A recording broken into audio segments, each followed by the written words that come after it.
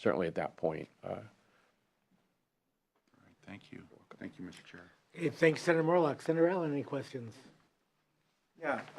First of all, I just want to say, as someone who served on the school board during the period of economic downturn, I was very appreciative of FCMAT's work.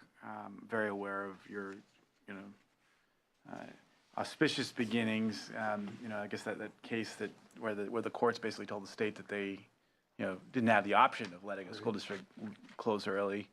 It's become a seminal case in right to an education, and I think FCMAT's done a really important job, particularly during times of fiscal constraint, to help school districts stay on the right track and just kind of keep the whole financing system under better watch and better control. So I commend you for your continual work in this area. I just have a few questions I wanted to ask about some districts, and I know that Lisa, you were in touch about several of these districts, but I want to get a better understanding, first of all, of Inglewood. I got a little bit of a description from you as to what happened there, but it does seem curious to me that part of the reason why Inglewood was placed under a receivership, for lack of a better word, where they literally suspended all the powers of the locally elected school board and handed those powers to a governor of sorts, a superintendent who could make whatever decisions they wanted, and that was done a number of years ago. I mean, I think 4 or 5 years ago, right. And yet they're still one of the only 4 districts in the state that has a negative certification. So what happened there? I understand that there was a set of collective bargaining agreements made under the first administrator that perhaps led to some challenges later. I'd love to know what the rules are about collective bargaining agreements within the context of an administrator. I'd love to get a better sense of, in the context of declining enrollment, where those kids have been going, and why it is that the uber control that the state has over the Inglewood School District has still led to a negative certification 5 years later. Sure. I'll start on Inglewood, and then I'll let Mike respond as well. Mike is there on the ground in terms of our comprehensive review, which is a required part of the work that you do in a school district has been taken over by the state. That's a review in the 5 operational areas, not only in budget. So as Mike mentioned earlier, it's the insolvency of Inglewood is a long time coming. And for whatever reason, the district was unable to maintain itself on a basis where their revenues were sufficient to meet their financial obligations. So they're taken over by the state. As you mentioned, Department of Education is assigned governance responsibility, administrative responsibility. State administrator is the board and the superintendent all rolled into one. However, in that process, collective bargaining agreements that have been ratified by the board, previous board, cannot be mitigated by state takeover. So any collective bargaining agreement that was in place before the state took over is still enforced, legally enforced, and that is the case in Inglewood Unified School District. And you're correct also. Under any circumstance? Under any circumstances. So but if they'd given the teachers an annual 100% raise for the next 20 years, and that was part of why they went into insolvency, right, that would still have to be honored. Would still have to be honored. What about the context of the bankruptcy case in Stockton? Yeah, the city of Stockton. Yeah. Yeah. So under Chapter 9, which is public agency bankruptcy, I mean, you could. So let's go back a little bit. You at the insolvency of the Richmond Unified School District, which is now the West Contra Costa Unified School District. And by the way, if you go home one afternoon and your school district's named one thing, you come back the next day and it's named another thing, you know you have an issue. Right. That's what always happens, it seems to me, in these districts. Change their name and think everything is okay. Same thing with tobacco companies. Yeah, yes, yeah. So what happened there is Butts versus the state of California basically said education for children in California is a right that is a constitutional right that is guaranteed to every child. Right. You cannot close the doors. And so AB 1200 was in part created as a way to provide an emergency appropriation. It's not called a loan. It's really technically not a loan. It's an emergency appropriation for cash flow while the district gets its budget righted, the ship righted. The state created a process for that. And so that actually mitigated the ability for a school district to file Chapter 9 bankruptcy. Now, under Chapter 9 bankruptcy for city or a county, that can abrogate collective bargaining agreements because that is a legal process by which that possibility can happen. Under Butts versus the state of California and in the development of AB 1200, the law that created FICMAT and the process of fiscal oversight, it specifically states in that statute that collective bargaining agreements will not be abrogated under that process. So it kind of took off the table for all intents and purposes the ability for a school district to go bankrupt, although the media continues to refer to districts like Inglewood and West Contra Costa as going bankrupt. School districts don't go bankrupt. It's not possible. They receive an emergency appropriation. I get, but so what would protect us all from a situation in which an extraordinarily pro-labor board got elected and literally gave out, 50% annual pay increases for the next 10 years? What is there any protection, and since we're all on the hook for the, for the fiscal liability associated with that, is there any state protection associated with that? There is after the fact. So there's really no protection in terms of the governance process of school districts. Locally elected boards have decision-making authority relative to collective bargaining in their local area, local control, basically, if you will. However, what always happens, so there have been basically 9 insolvencies in the state of California over the last 30 years under AB 1200. And what happens in every one of them, the first thing that when the state administrator is appointed by the SPI, Superintendent of Public Instruction, they go to the bargaining table. Remember, the majority of money in any school district, 80% or more is in compensation. Right. That's just the way it is. And it goes up and down depending upon, where we are economically. So their first effort generally after the fact is to go in and proceed through the collective bargaining process, which will eventually take them to fact-finding. And so if you're a state administrator in charge of a district that's insolvent and under the direction of the state, you want to go to the table and roll back total compensation, salary, and likely benefits, which was the case in King City, which is now called South Monterey. And that's the state's hedge, or it's really the only methodology by which you can take money off of the salary schedule, is get to a point where you are in fact-finding and can demonstrate that the district can no longer afford what had been previously bargained in terms of total compensation. That's it. Do you go back to the table? You go back to the The table. consequences for the employees are many of them are going to lose their job if you can't right-size the ship, right? So at some point, and they're generally in a school district, they're members of the community. So there's tremendous pressure, there's tremendous interest ultimately to have things be right eventually. It may take some time to get there, and so the bleeding continues for a little while. Right. But Right, and that's always the push-pull in right. For a union, because you're absolutely right. I mean, how if you can only afford one employee, what does that mean? Okay, so I just wanted to understand the lay of the law there. Okay, now in Inglewood, we continue to have serious declining enrollment, which is helping to. It's a big part of the problem. Yep. Are the kids going to charter schools or what's they're getting out of the district, or technically Inglewood could prevent them from leaving the district, right? Not technically, no.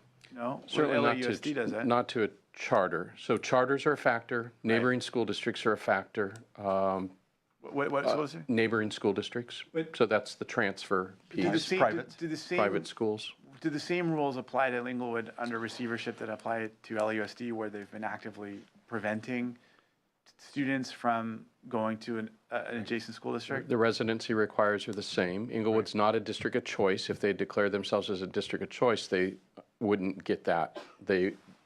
People get to come and people get to go without those same gatekeeper provisions, but they're not. So you're correct in that Inglewood could appeal to the LA County office, to the LA County Board of Education. I'm sorry, it wouldn't be the school district appeals. A parent could appeal to the denial of a transfer out, and then they would go through that process. The majority, so there's three factors there, and I don't know off the top of my head if other school districts are, I'm going to guess, are the smallest component of this, but charters are one factor. Simple life cycle, neighborhood life cycle factors are another. Neighborhoods go through these life cycles of having kids and not having kids, right? Parents still live in a home in our neighborhood that we grew up in. Well, they're all that age group. Younger families haven't moved. You go through that period. That's part of it in certain neighborhoods of Inglewood. So you also have a history of certain neighborhoods moving out. I would point to Inglewood as an example where in some unincorporated areas of the school district, so outside the city of Inglewood, but still within the school district, just north of the city, you have neighborhoods that are, kids are coming back. They're coming back from Culver City. They're coming back from other neighboring school districts to their neighborhood schools in Inglewood Unified, and those actually are schools growing. Okay. So part of it is, and LA's experiencing the exact same thing. Many districts are experiencing the thing. You have to understand why your kids are leaving. Just looking at the numbers and seeing them go is insufficient. You have to understand why they're leaving. And then public education is no longer a monopoly like it was for years, right? At some point, you have to meet the community and the parents' needs. Can't ignore those by offering programs that otherwise are attracting them outside. So when you say we have a statewide declining enrollment challenge, that for traditional schools and school districts, or kind of the entire public school system, including charter schools? All, because it's the same children in the entire system, although charter schools are proliferating. The growth rate in charter schools is the largest growth rate in any sector of the education market at the moment. They're growing faster than new. When you say we have declining enrollment, are you, when you make, as a state, are you including, we just have less kids? Just less kids. Okay, less kids. Right. Now, I know the immigration rates have been lower, but, and Lisa says she's going to share some information from the Department of Finance with me about this, so I'm interested in this phenomenon, but I also thought that we've got a younger population now than ever before, so I'm just a little surprised. But the birth rate is far below what it's ever been historically in California. So even though the population is younger, the birth rate is significantly lower. But Senator Allen, let's be honest about Inglewood as well.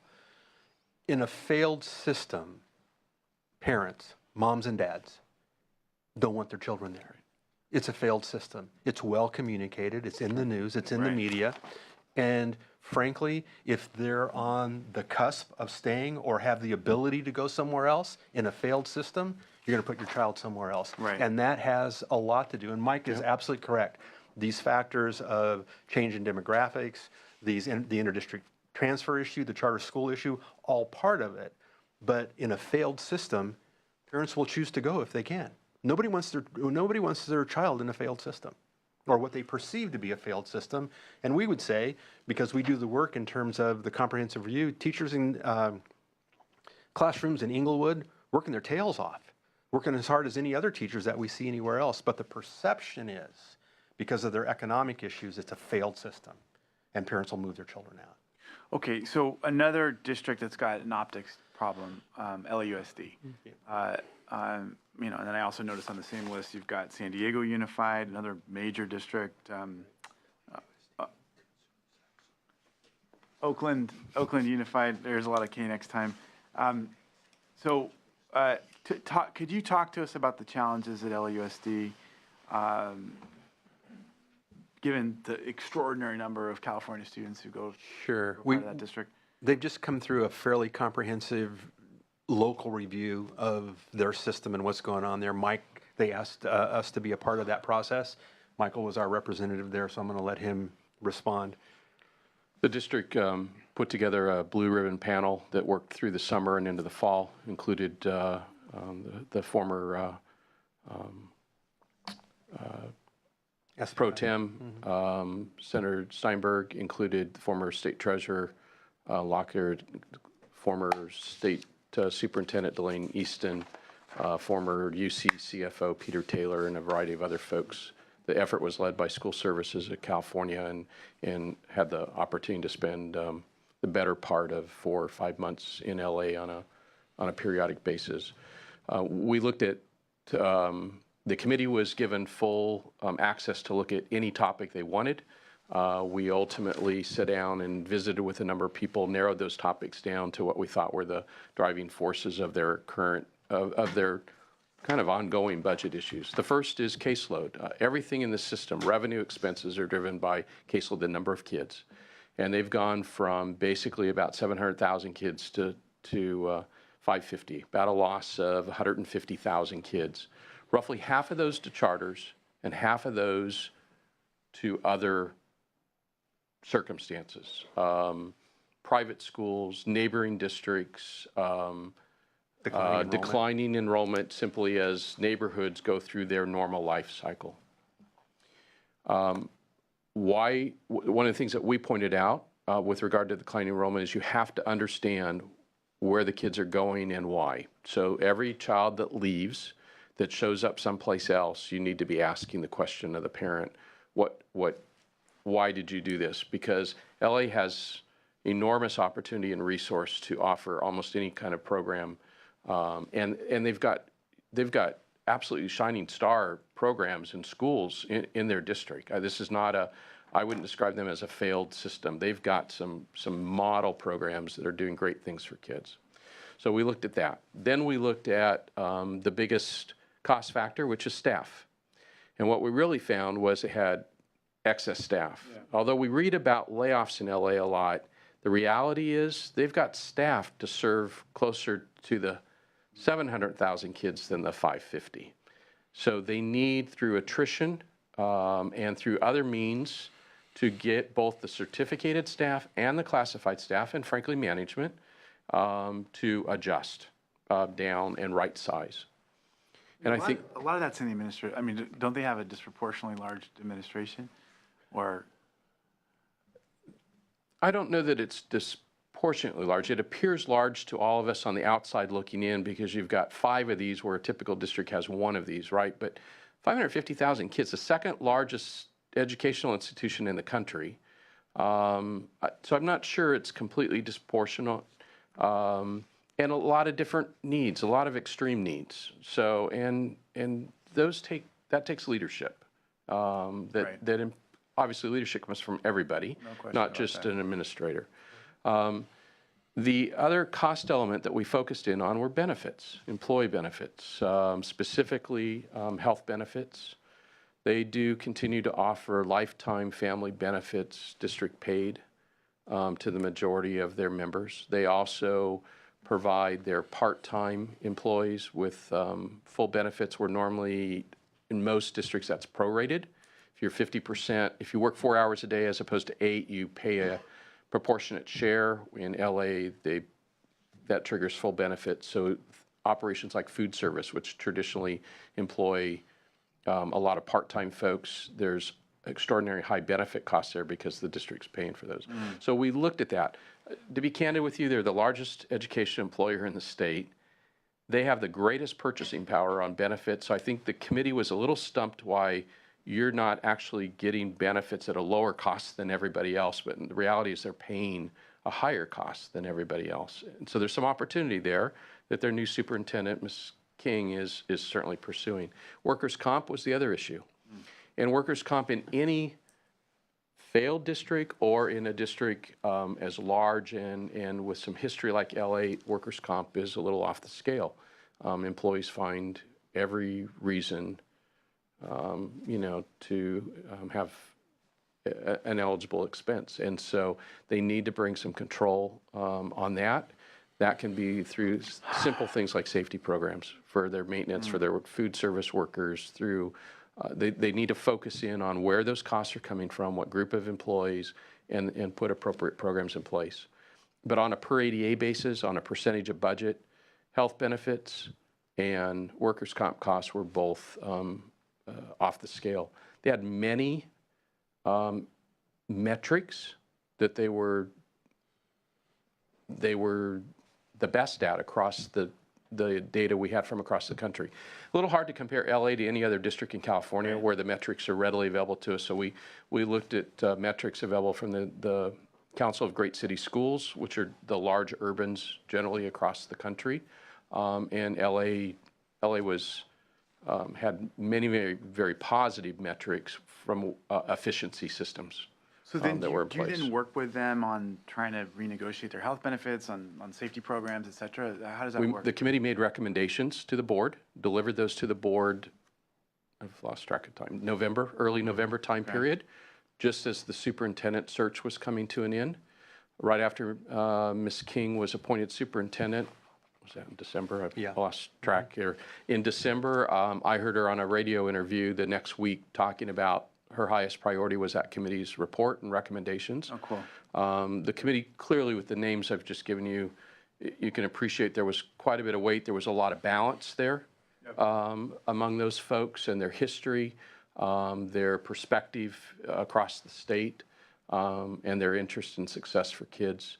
And so I think it was a thoughtful set of recommendations. And if the district implements the majority of them, there's really no reason why they wouldn't be in good shape. My final question, I really do appreciate your detailed answers and the forbearance of the committee and the chair. Let's talk, so we've had an enormous change in school finance with the LCFF. I was shocked to see, I was at a forum in Manhattan Beach Unified School District just this last week that showed a chart showing the increasing gap that's going to exist between average California school districts and a school district like Manhattan Beach that does not have access to the new additional funds associated with LCFF. Concentration. Talk to us about the unique challenges associated with those school districts that have not found enormous local funding streams, either from their city or from a parcel tax or from private fundraising. Do you work with them on trying to get those new sources, trying to be creative, trying to learn from those school districts that have found a lot of local funding? They've got, I mean, there was a lot of enthusiasm for LCFF because there was an understanding of the challenges associated with funding schools with high poverty. At the same time, there's a really serious question about whether we're providing those school districts that don't have adequate additional local funding to make up the difference and provide the sort of education that their communities have come to expect. And so love to hear about the unique financial challenges of those school districts, and then I'll finish my questions. And I'll start the response again on that, Senator, and then shoot it over to Mike to fill in the gaps. So if you take a district like Manhattan Beach, where they don't have, where their designated populations that might derive for them additional dollars in both supplemental and concentration grants, they really live within the context of the ebb and flow or growth or lack of growth in their base grant. So school district budgets now really composed of three basic components for the most part, 2 for some districts, 3 for others. Base grant, which is the core grant of dollars that you receive based on the number of children you have relative to ADA, and then supplemental grants, which all districts receive, and then concentration grants if you have concentration of targeted populations of student over a certain percentage. So Manhattan Beach is going to live and die basically based on the growth of their base grant. Used base too many times in that sentence, but so let's take the current year or the budget year. Their base grant's going to grow nominally by about 2%, we think, over the context of this next year, and probably current +2. The cost pressure against the base grant for things like employer contributions to STRS and PERS, let's say that's a 0.5%, maybe closer to 1%, depends, to maintain or support the growth in their salary schedule, step and column. It's another %, let's say. So by the time they just get through the normal inflationary issues related to base grant, they're at 0 in terms of growth or negative. Or negative, yeah. So they have to be able to pass a parcel tax, raise dollars locally, or their only other option really is cost containment. Because a district like Manhattan Beach, as the example, is not going to have a lot of flexibility relative to supplemental grants because it's just not that large for them. At the same time, they have programmatic pressure to continue to develop, just like any other school district in the state, local control funding formula, a local control accountability plan, and close the achievement gap, increase student achievement for all children across the board. So the cost pressure for them is greater than a district that might be receive more dollars in this redistribution model of the local control funding formula relative to how they deal with the program side. Manhattan Beach dealing with the program side and the other cost pressures, collective bargaining and everything else relative to their base grant. So it's a difficult proposition for them. People on the other side of that argument would say, well, you know, through the 40 years of revenue limit, Manhattan Beach was always funded above districts that were in those other categories. And so all we're really doing is this is a backdoor equalization program. We're all just catching up. So you could argue that, I guess, either way. But I don't think I would add anything. It gets down to the adequacy of the base grant. So adequacy wasn't part of the LCFF conversation. It needs to be part of a future conversation, clearly. But it really gets down to the adequacy of the base grant. All the other elements of LCFF are tied to the base grant. They are percentages of the base grant. So as the base grant grows for all kids, and that's how you have to think about it. The base grant serves all kids. Supplemental serves a group of kids. We have this weird term called unduplicated count, right? And then the concentration grant is also our targeted kids, our unduplicated count, just at a concentration level, not just number, but also concentration. So higher wealth districts, generally speaking, are completely dependent upon the base grant. It's not growing at the same rate of growth as or what they all can the raise elements. locally. Or what they, yeah. Yeah. And in that case, primarily that, from a programmatic point of view, that's parcel tax. Can you define two-thirds parcel vote. tax? Sure. So the two basic sort of methods by which districts can raise money locally. One of them is for facilities purposes. Those are general obligation bonds, go to the voters, either 2/3 or 50% plus one vote. That's a property tax. That's 55. The 55, I'm sorry. Yes, that's ad valorem, that's an ad valorem tax that's approved by voters. Parcel tax is a little bit different in that it assesses a certain amount of money relative to each parcel. So for each How parcel. often is that used? I haven't seen it anywhere in Orange County. Right, because it requires a little bit of an two-thirds vote of the anomaly. populace. Yeah, right? Is that right? I'm really curious because I've It's I've been used a getting material, lot I'm in the going, northern part of the state, Okay. Rarely in in the southern part of the state. But the most notable difference, I think, to get to where you're going is a general obligation bond is brick and mortar, it's facilities. Right. Right. Parcel taxes can be used for operations. Okay, So so- it can be used to lower class size to It requires introduce a music two-thirds vote programs. of the population. Yeah, but we have not seen it in Orange County. But it's because it Not requires a generally. Why I two-thirds was vote. I get a 2/3 vote. I said, no way is anybody else doing this. Where is it happening?